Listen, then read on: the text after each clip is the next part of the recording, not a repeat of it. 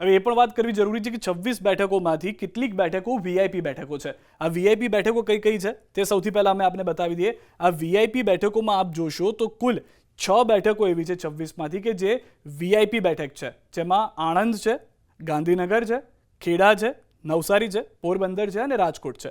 આ બેઠકો જે છે તે વીઆઈપી બેઠકો તે માટે છે કારણ કે આ બેઠકો પર દિગ્ગજો જે છે તે મેદાને માનવામાં આવી રહ્યા છે। અહીંયા આગળ શું પરિસ્થિતિ હતી 2014 અને 2019ની તે આપ જાણો છો કે મોટાભાગની તમામ બેઠકો જે હતી તે ભાજપ પાસે ગઈ હતી। જે રીતે આંકડા પણ આપ જોઈ રહ્યા છો, તમામે તમામ બેઠકો જે છે તે 2014 અને 2019માં ભાજપ પાસે ગઈ હતી।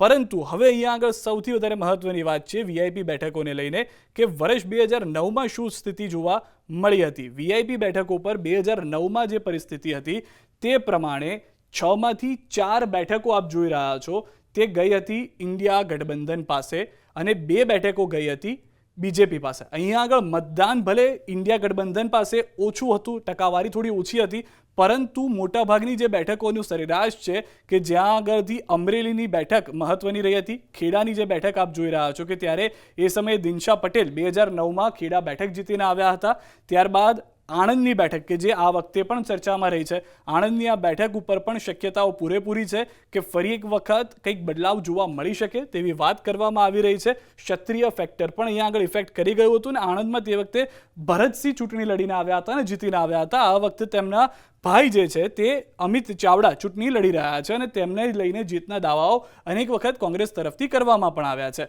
વધુ એક મહત્વની જે બેઠક છે તે બેઠક જે અહીંયા આગળ આવેલી રાજકોટની બેઠક કે જે આ વખતે વીઆઈપી બેઠક બની ગઈ છે। સૌ કોઈને ખ્યાલ છે, ખુદ કેન્દ્રીય મંત્રી પુરુષોત્તમભાઈ રૂપાલા પણ ચૂંટણી લડી રહ્યા છે અને ક્ષત્રિય ફેક્ટર પણ પિક્ચરમાં આવ્યું હતું કે જે કુંવરજી બાવળિયા 2009માં જીત્યા હતા। અને પોરબંદરની બેઠક કે જ્યાં પણ વીઆઈપી બેઠક કારણ કે ખુદ કેન્દ્રીય મંત્રી અહીંયા આગળ લડી રહ્યા છે મનસુખભાઈ માંડવિયા કે જે વિઠ્ઠલભાઈ રાદડિયા એ સમયે લડ્યા હતા પોરબંદરમાં અને જીતીને આવ્યા હતા। એકમાત્ર બેઠક કે જે આમ જોવા જાવ તો મધ્ય ગુજરાતથી આવી હતી તે હતી ગાંધીનગરની કે જેમાં આ વખતે 100% જીત અત્યારથી જ માની લેવામાં આવી છે ભાજપની। ખુદ અમિત શાહ આ વખતે ચૂંટણી લડી રહ્યા છે ત્યાંથી અને તે સમયે અડવાણી સાહેબ ચૂંટણી લડતા હતા।